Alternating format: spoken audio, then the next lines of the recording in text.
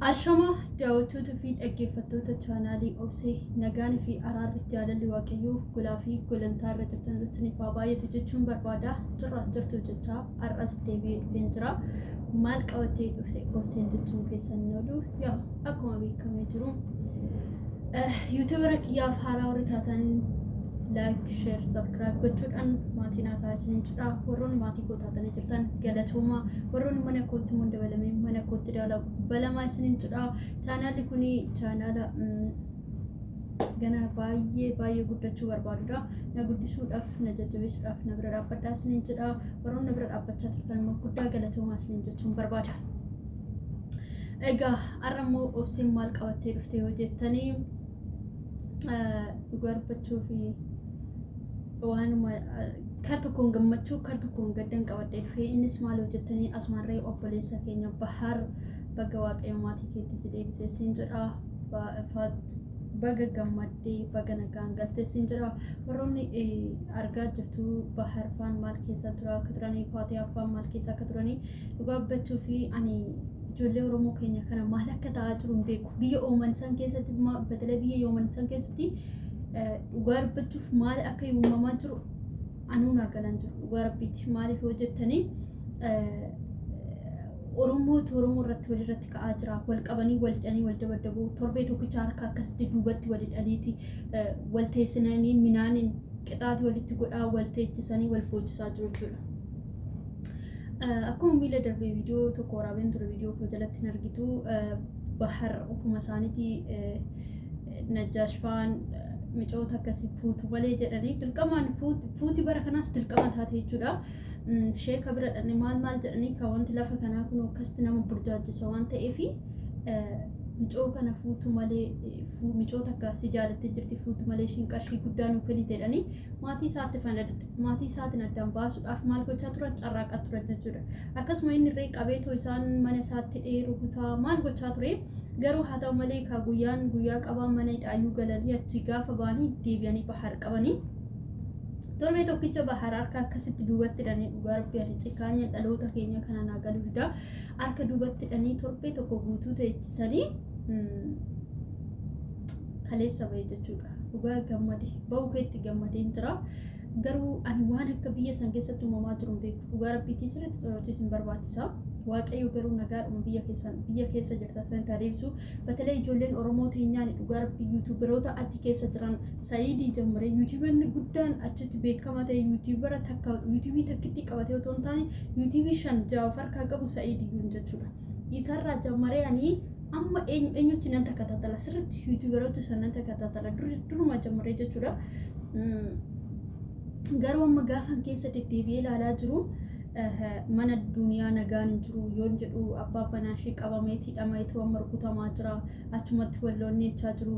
Abdii faan akkasuma asiin balloon Bahar wajjin dadhabaa asiin bakka wantuma eenyuutti waamaniitu bakka maqaadhaan dhugaa rabbi yuutuubarri muluun gir jedheet bakka gimaash nasii waltuma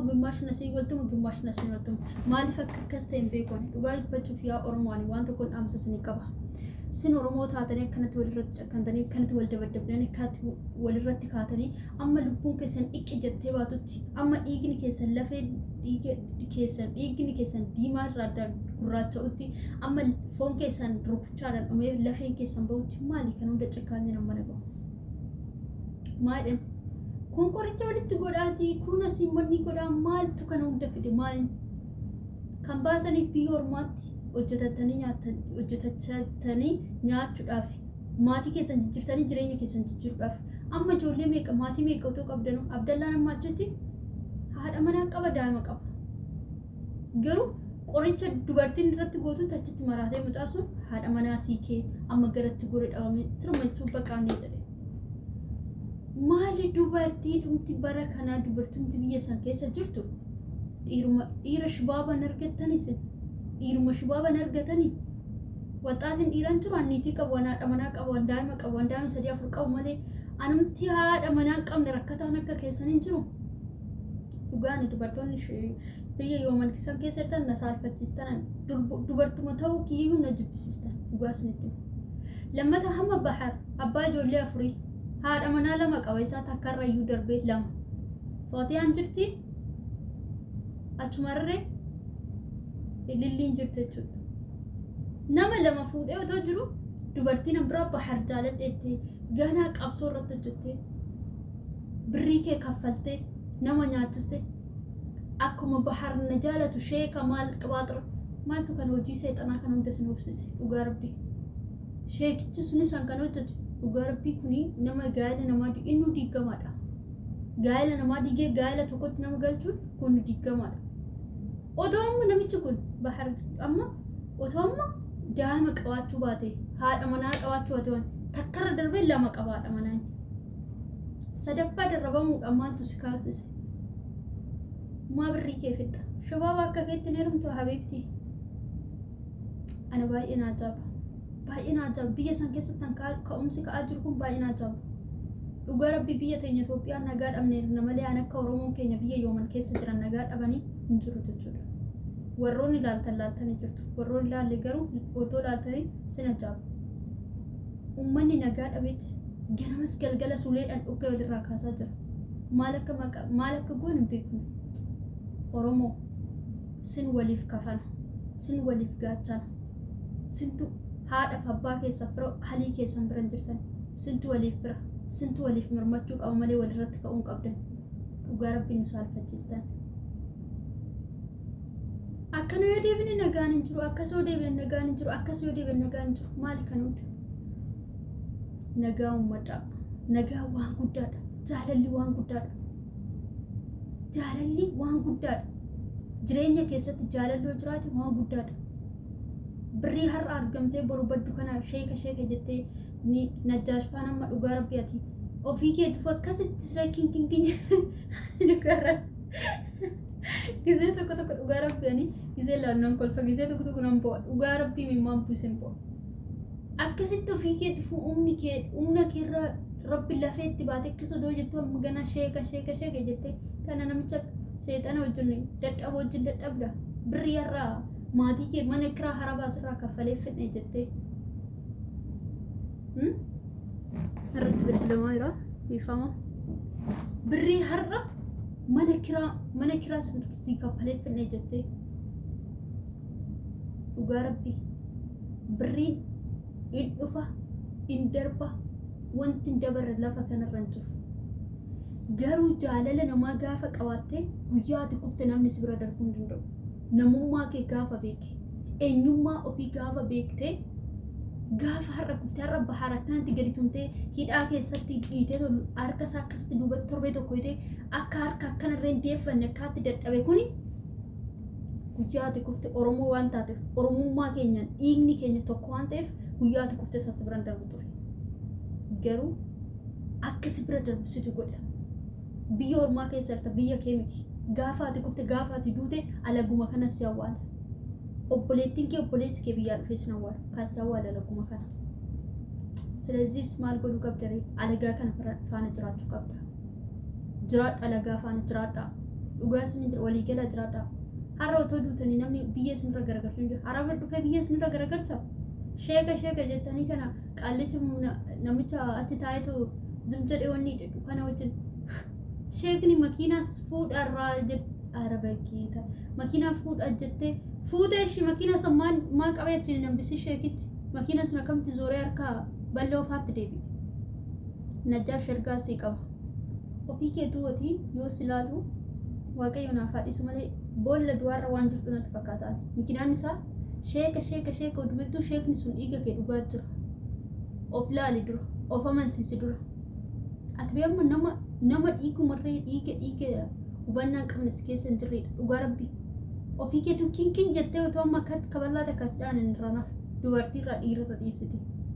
Sheeka otoo sheekichatti kaattee kuni namicha sheeka daandii namarra makiinaa naa bichisiisa birrii naa kenna jettee otoo sheeka jala suuqsuuttu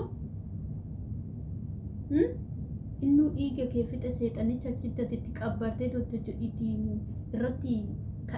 irratti hojjettu itti wajjin hojjettee wajjin qaraan bula wajjin qaaman bula jettee maal jettee kana wanni jettu kuni dhugaa rabbii dhiiga kee dhugee jira ati of ilaali dura. Bahar dhiisiyyuun namoota akkanatti goyoomsitee namoota akkaatti birrii harkaa guuruudhaan ukkaamsitee ajjeestu dhiisaayyuun baaris kun obba ijoollee isaatti galata waaqayyo namni waaqa tokkichatti amanee deemu waan ta'u hin ba'a. Of kee ilaali dura. Of kee ilaali. Hojjetattee nyaatta obboleessa koo qaali. Biyya ormaa keessa jirta. Wanta hojjettuun dhabdu biyya ormaa keessatti. Gaafa gabbaatee hojii dhabdee caakkaa deemtee hoolaa eeguu dadhabdu. Gaafa hoolaa eeguu dhabdee kushiinaa namaa xaragdee buluu dadhabdu. Haadha manaa qabda daama keen guddifatte hojjetattee dafqa keetiin. Dafqitee gaafa nyaatte cubbuun qabu. Ilmoo namaa garuu hiitee hidhaa teessistee harka sakaaltee maal jettee gaafa nyaatte garuu cubbuudha siif. Ani dhugaa isiniin jedha. Najjaash bichaas miti. Keerii walii yaadaa. Biyyi isin keessa jirta sun biyya obboleessa raaniitii fudhatee yemmatti heerumaa jirudha. Fuudhaa jirudha. Kun ishee midha. Dhugaa rabbii qaanyii guddaadha kun nutti. Oromoo biratti qaanyii guddaadha. Safuu qabna, aadaa qabna, oromummaa keenya. Jaalala qabna. Nuti ofii keenya dhiisii nama hambiraatu, saba hambiraatu bulchaa jirra. Saba hambiraatu ofitti ammanneetu wajjin bulla. Isin garuu walii keessa wal dadhabdan nama ofitti kofalchiisaa jirtu. Dhugaa sinitti qaanofna nuti. Yuutuubaroonni xixiqqaan kun sinitti qaanofnaa jira. Otoo jettanii sinarra yuutuubara guddaadha isin jalaa maal akka tabaru yuutuubara xixannaan kun nu barsiisuu qabdu. Garuu siniyyuu nu doofessaa jirtu. Kanaaf jaalala gidduu keessanitti uuma. Jaalalli waan guddaadha isiniin jedha. Micciri jedhanii kun hoggamasii duniyaa irratti taphatee takka ilmoo takka dhirsa jalaa fuudhee rakkisu sunis my brother obboleessa qaalee micciiraan jedhamtu sun ummata walitti fixxeeta ummata hin xaragin dubartiirree gidduutti ajjeessaa jirta. Dhiirri dubartiitti harka ol baasee akka rukutuu hin qabne dubartii sin biratti akka harree gadi waa qaramtaa jirti yeroo kanatti. Waggaa 8 biyya yooman keessa taa'etti surma na ajaa'ibee kee. Waggaa meeqatti waggaa 8 biyya yooman keessa taa'e waggaa 8 kana mulu ani hojiidhuma kanan hojjedha. Hojii jallinaatiin hojjettee tammoo warra keetiin ani biyya ormaan jira biyya arabaan jira biyya alaan jira jetta hogganaati gaarummaa kee todeessita. Muka daraqi dirriqanni kee adda. Hojii jallinaa waggaa 8 waggaa maal gocha lakkaawwattare hojii jallinaa lakkaa. Haati sabboontuu asiin boonchi sabboontuu of jala argalchitanii dhoksitanii teechu. Nama qaltanii nyaattu maalinni kan hunda. Maalinni kan hunda. Waggaa 8 biyya kanan ture jedha isa waggaa 8 waggaa ilma lakkooftusa sammuu keetiin mee ani maal hojjechaa jirte tu lakkooftee shaggaadha of marmaruu sin barbaachisa. Maal hojjettee biyyatti galtaree waggaa 8 guutuu silaa hojii jal'inaatu hojjettaa seexanni fudhataa achuma. Inni hojjettaa fudhata bakka dhaquun argitu birriin ati namarraa dabadabdee guurtu birriin dhiiga nama dhangalaastee nama hiitee beelan dhooban nama qaaqsitu kuni si harkaa fudhatama maal hojjettee galta. Miccir jedhamtu sun maqaan keetu micciirramaadhuma dhugaa rabbii. Micciriyoodhaan akkas qabana walitti micciiruudha keenya afaan Oromootiin micciiruma si baasan iyyuu inshallah keerii siif haa godhu rabbiin. Kanaaf yaa ummata yooman keessattan dhugaa biyyi isinitti kolfe yuutuubarri xixiqqaan kun sinii dhaamsina. Dhaamsa sinii qaban akka kootti akka dhufaa kootti namni sin arge sinii dhaamuu danda'a. Jaalala uumaa jaalalli waan guddaadha. Bakka jaalalli jiru wanti tokko hin dhabamu. Jaalala uumaa isa siniin jedha viidiyoon koo har'aa kana fakkaata. Viidiyoo koo kana yoo jaalatan like share subscribe naa godhaati na jajjabeessaa. Warroota kanaaf irree waaqayyoon kadhadhaa dhugaa amantii qabdan musliima kiristaana ortodoksii otoo hin jedhin waaqeffataa otoo hin jedhin dhugaa rabbi jabeessaa waaqa kadhadhaafi. Ani sodaadhan jira uummata yooman keessa jiru kanaaf waaqayyo garuu iddootti sinaa deebisu walii keessa naa beeksisu. Viidiyoon koo har'aa kana fakkaata. Viidiyoo ambiraatiin deebinee amma walitti dhufnetti qoraa oolaa.